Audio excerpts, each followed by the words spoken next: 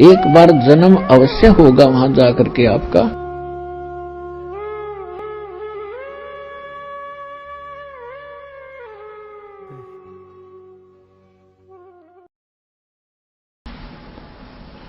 तो अब परमात्मा ने इस काल से कहा था, प्रथम सतयुग के अंदर जब परमेश्वर ने देखा कि सब जीव दुखी हो गए, हाहाकार मचा है, हम जब से इसके काल के लोक में आए हैं, हम उस सुख को भूल नहीं पा रहे जो हम छोड़कर आए थे। लेकिन हमें वो पता नहीं वो है कहाँ।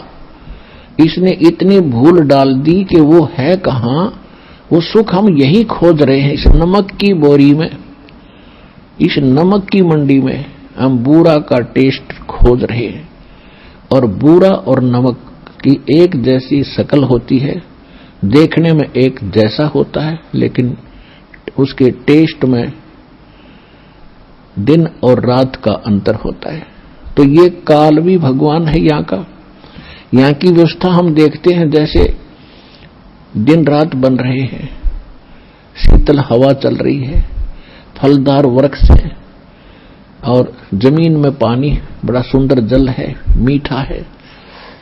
ये सुविधाएं देखते हैं हम तो हमें लगता है कि ये बिल्कुल भगवान है जिसने हमारी इतनी चिंता है, कितने अच्छे फल फ्रूट दे रखे हैं, अपने आप उगे हैं ये।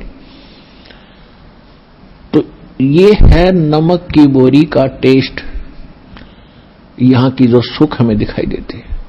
और जब हम सतलोक के उस व्यवस्था को देखेंगे, वहां के सब फल और उनके टेस्ट को देखेंगे, तो ये नमक जैसा लगेगा हमारे को। तो ये सुख वहां है जिसको हम खोज रहे हैं। दूसरा सुख वहां क्या है?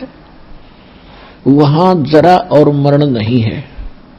जरा माने वृद्धावस्था और मरण में मृत्यु। वहां जन्म और मृत्यु, बुढ़ापा और मृत्यु नहीं है। एक बार जन्म अवश्य होगा वहां जाकर के आपका, यानी जैसे यहां हुआ है ऐसे वहां भी होगा, और फिर आपका परिवार बनता चला जाएगा। अब जैसे कैसे अच्छे लगते हैं माता पिता, भाई बहन, रिलेटिव, नाती पोते पोती, दोता दोती, और कितने अच्छे लगते हैं, कितना प्यार है आपका। और फिर आप इनमें नहीं रह सकते, और ये भी कभी आपको छोड़ सकते हैं। काल का ना जाने कब किस पर अटैक हो जा, फिर हम रोते हैं, टक्कर मारते हैं। इतनी प्यारी वस्तु फिर दोबारा देखने को नहीं मिलती, और फिर उनको रोते रोते हम भी मर जाते हैं कभी।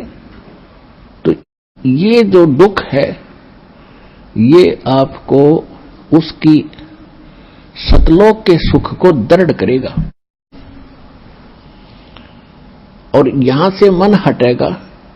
और इसका तरीका बताया है कि आप अपने सभी रिश्तेदारों को, और नहीं तो कम से कम अपने पूरे परिवार को परमात्मा की भक्ति में लगा दो। यहां तो एक बार सबने जाना है, ये तो अंडरस्टूड है, ये तो ना भी मानने वाली बात ना है कि हम नहीं मरेंगे। ये दूसरी बात है, भी नहीं मरेंगे, पर कभी तो मरेंगे। तो ये स्थान अपना नहीं है। आज जिस संपत्ति को हम अपना मान रहे, हमारी मृत्यु होगी तो दोबारा उसमें हिस्सा हमारा नहीं है। ना जाने कौन से कंट्री में जाकर हमारा जन्म होगा। तो ये यहाँ की वस्तु अपनी कोई नहीं है, ये अस्थायी, ये आपका सटे है, अस्थायी निवास है। और इसको आप स्थायी बनाने की कुचेष्टा करते करते युग बीत गए, असंख्य युग बीत गए। मरते हैं, फिर सोचते हैं कोठी बनाएंगे, बंगले बनाएंगे, ठाठ से रहेंगे, इतने मृत्यु हो जाती है। ये हमारी भूल ही है, बाकी फिर उसी स्पीड से लगे हुए। तो यहां से हटने के लिए इस ज्ञान को आश्रय बनाना पड़ेगा, अपने आधार बनाना पड़ेगा। और उसके बाद फिर इस भक्ति करो। जब तक आप रहोगे, भक्ति करोगे, तो आपके जो प्रिय सदस्य हैं परिवार के, उनकी भी सुरक्षा भगवान करेगा। जब तक यहां रहोगे तब तक दुख दूर हुआ, और जाओगे, जब आराम से जाओगे, भक्ति करने वाले की मृत्यु ऐसे होगी कि आपको पता भी नहीं लगेगा। ऐसे जाओगे पटदेशी और आप बैठे पाओगे सतलोक में, परमात्मा के साथ घूम रहे होगे। एक भक्तिहीन प्राणी और दूसरी भक्ति करने वाला भुगत कर मरता है, तड़प कर मरता है, या कोई अचानक हार्ट अटैक होकर मर जाता है तो शोक में नहीं है, उसके यम के दूत दिखाई देते हैं, वो एकदम फटते शरीर छोड़कर भाग जाता है और उसको हार्ट अटैक कह देता है। गति तो बंद होएगी जब जीव निकल गया उसके अंदर से, तो फिर उसकी दुर्गति और घनी होती है आगे चल के। लेकिन परमात्मा के भक्तों का वो संकट भी टलेगा, आपके बच्चे भी सुखी रहेंगे, आपका परिवार यहां भी पीड़ा से बचेगा, लेकिन भक्ति करनी पड़ेगी और मर्यादा में रहना पड़ेगा। फिर आप सतलोक जाओगे, सब बच्चे भक्ति करने वाले धीरे धीरे सारे वहीं, क्योंकि वो ज्ञान ऐसा घर कर जाएगा प्रत्येक प्राणी के, बच्चे के, प्रत्येक सदस्य के, कि यहां तो अपना है ही नहीं। और एक ध्यान रखें, कोई प्राणी मर रहा हो सदस्य घर का, यानी शरीर छोड़ रहा हो भक्त, उसको याद दिलावे कि यहां संसार की इस किसी भी वस्तु में आस्था मत रखिए, नहीं तो लटक जाएगा फिर वापस। गुरुजी ने जो ज्ञान बताया है वहां सतलोक है, वहां सुरती लगा, आप भी चलो और हम भी आ रहे हैं, फिर हम कौन से सदा रहेंगे, तो उस समय उसका यहां से मन हटावे। अब पहले क्या करते थे, जब वो मरने लगता उसे पूछते तुझे कौन याद आता है, वो कभी कहता मुझे फलाना पोता याद आता, उसके दर्शन करा दो फिर मरूंगा। वो पोता ने बुला लेते हैं, फिर वो मर जाता है, यानी वो आस्था फिर वहीं रहेगी, वापस वहीं आकर उस पोते का मनमाना भैंस बनकर खड़ा हो जा या कुत्ता बनकर गली में आकर बैठ जाएगा उस पोते के, और पोता मारेगा सिर में लठ फिर। तो ये बात आपने याद रखनी पड़ेगी। ठीक है, जब तक आपका संस्कार है प्यार से रहो, और इनको भी भगवान के बच्चे जानकर उनकी सेवा करो, अच्छा मार्गदर्शन करो, प्यार से रखो, बुराइयों से बचाओ और भक्ति पर लगाओ, ये आपका परम कर्तव्य बनता है। अब जो प्रसंग चल रहा है कि काल भगवान ने परमात्मा से एक वचन लिया था।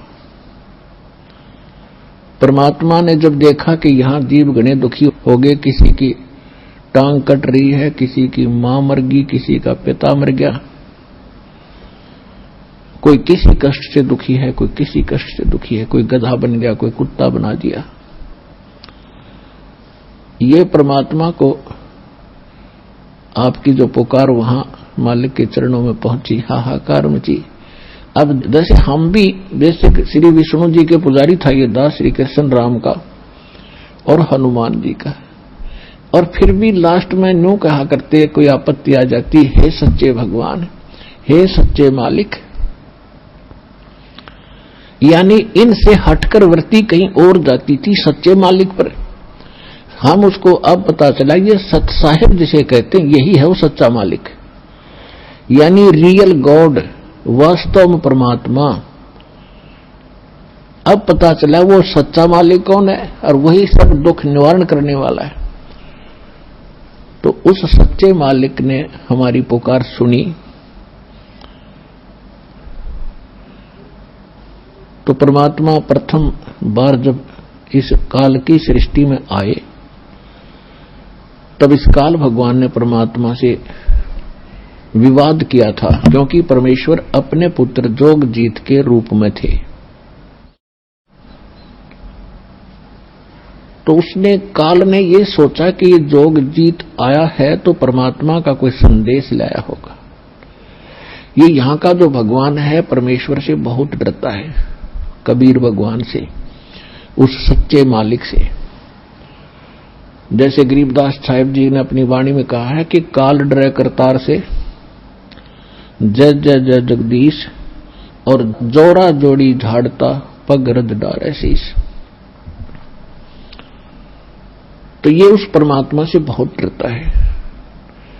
अब उसको ये पता लगा कि जोगजीत मेरे लोक में आया है तो कोई बात विशेष है। तो उसने पहले कारण पूछा कि जोगजीत, आपने मुझे वहां से निकाला था, आप सृष्टि रचना में पढ़ते हो, परमात्मा ने जोगजीत के रूप में आकर इसको वहां से 21 ब्रह्मांड सहित अपने सतलोक से निष्कासित किया था। तो इस कारण से उसने इस बात से दुख हुआ कि तू मेरे लोक में क्यों आया, जब तूने अपने लोक से हमें भगा दिया था, अब तू मेरे लोक में कैसे आया? ये तो मैंने तप करके ले रखा, तेरा इसमें कोई रोल नहीं। इस चीज से बहुत दुखी हुआ वो। कौन? काल। फिर उसने सोचा कि कोई संदेश लाया होगा, पहले वो पूछ लेता हूं, फिर इसके साथ मैं युद्ध करूंगा, इसको पीटूंगा। तो परमात्मा जोगजीत रूप में खड़े थे, उन्होंने कहा कि सुन ले काल, परमात्मा का संदेश सुन ले तू। आपने ऐसा जुल्म कर दिया है, परमात्मा की आत्माओं का क्या हाल कर रखा है, हाहाकार मचा रखी, समय पर इनको टूक नहीं, और कैसी इनकी स्थिति कर रखी है, ना कोई इनकी सुरक्षा है, कोई किसी की माता मर गई, किसी का पिता मर रहा है, कोई पशु बना दिया, कोई कुत्ता बना रखा है। ये हालत भगवान से देखी नहीं गई, इसलिए मैं आया हूं और सुन ले उसका संदेश।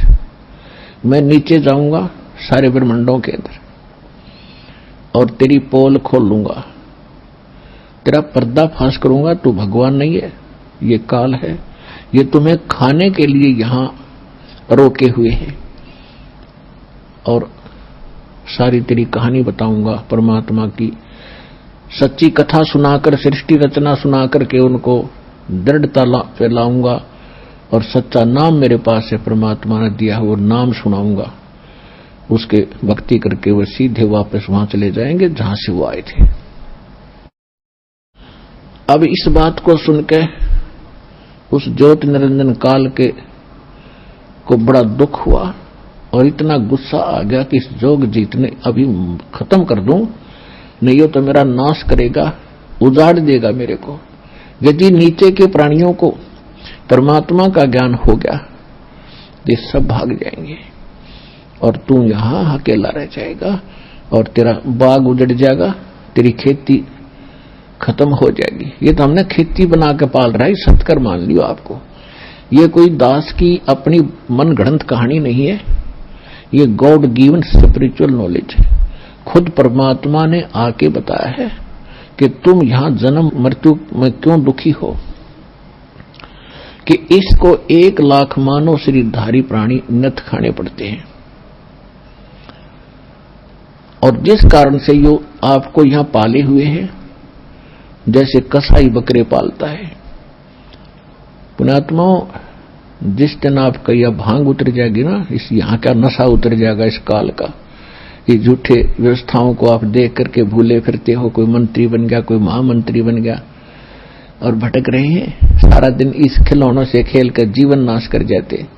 आज तो महामंत्री बन गया, प्रधानमंत्री बन गया, सारी पृथ्वी का पति बन गया, अगले जन्म में क्या होगा? गधा बनेगा, वह कहां जाएगी त्रिप्रभुता। तो परमात्मा ने अपने बच्चों का अगला दुख दिखाई दे है, और हमें ज्ञान हो गया, हमें भी इनका अगला नेक्स्ट कदम दिखाई देता है, कुएं में गिरेंगे जाते ही। तो हम चाहते हैं इनको, इनके हाथ पकड़ लें, कुएं में ना गिरने दें, इनको सत भक्ति और सत ज्ञान बता के यथार्थ भक्ति और यथार्थ कमाई या भक्ति की इधर रुचि पैदा करें। ये हमारा कर्तव्य बन गया भगवान के आदेश अनुसार। तो इस काल ने आपको ऐसे पाल रखा जैसे कसाई बकरे पालता है। अब आप देखते हो कसाई के बकरों को, बकरे और बकरी नर मादा दोनों इकट्ठे छोड़ देता है, एक बड़ा हा तरागाह बना देता है, खेत घास फूस झाड़ों जड़ों वाला, और उसके चारों तरफ बाड़ लगा देता है, एक शेड बनाता है, एक झोंपड़ी उनके लिए गर्मी सर्दी से बचाने के लिए, और एक सरोवर बना देता है, तालाब वहां पर उनके पानी पीने के लिए, वहां तरते हैं, पानी पीते हैं, गर्मी सर्दी से बचने के लिए वृक्षों के नीचे या शेड के नीचे आ जाते हैं। और वो कसाई जब जाता है उन बकरों के पास, तो ये समझते हैं, या कसाई के नौकर जाते हैं, तो वो ये भोली प्राणी ये समझते हैं कि बड़े दयालु हैं सारे, हमारी कितनी केयर टेक करते हैं, कितनी देखभाल कर रहे हैं और कैसी सुविधा दे रखी है, तो वो बहुत नेक स्वामी नजर आते हैं। लेकिन जब उसको जरूरत पड़ती है कसाई को, वो निकलवा लेता है। 10 चाहिए, 20 चाहिए, उन्मत्त है। उसमें ना देखता किसी का बेटा आ रहा है, किसी की मां आ गई है, या पूरा परिवार ही क्यों ना आ गया हो, बेशक आ जाओ। कसाई किसे कहते हैं? तो पुण्यात्मा, जब कभी कभी वो कसाई या उसके नौकर जब उन बकरों में जाते हैं, बकरियों में, तो वो उनको अच्छा आदमी समझकर उनसे प्यार करते हैं, उनकी तरफ भाग कर जाते हैं, उनसे प्यार करते हैं, ऊपर को पैर उठा के सीने से लगाना चाहते हैं और उसके हाथ को चाटते हैं। वो देख रहा है ऐसे हाथ लगा के, वो कसाई देख रहा है कि किसमें कितना मांस हो गया, कौनसे में कितना है, पहला किसकी टिकट काटूं, और वो चाटते हैं। स्वामी अच्छा मालिक मानकर उसे प्यार देते हैं। तो परमात्मा बताते हैं कि आप इन सुविधाओं को देखकर ये मान बैठे हो कि भगवान बड़ा दयालु है, और फिर कर तोल देता है। किसी का परिवार नष्ट हो गया, कितना महामारी आ गई, कितना फ्लड आ गया, कहीं रोग से, कहीं दुर्घटना से हाहाकार मची है, या अन्य किसी बीमारी से, तो उस समय आपकी बुद्धि इतना काम नहीं करती। वो बिजली क्यों गिर गई इस परिवार पे, हम सोचते हम नहीं मरेंगे, हम ठीक ठाक हैं। उस दुर्घटना से पहले वो भी ठीक ठाक मान रहे थे। तो यह भूल मिटेगी इस सत्संग से, क्योंकि ये सत्संग है और भगवान का दिया हुआ बताया हुआ ज्ञान है, 100% सत्य है।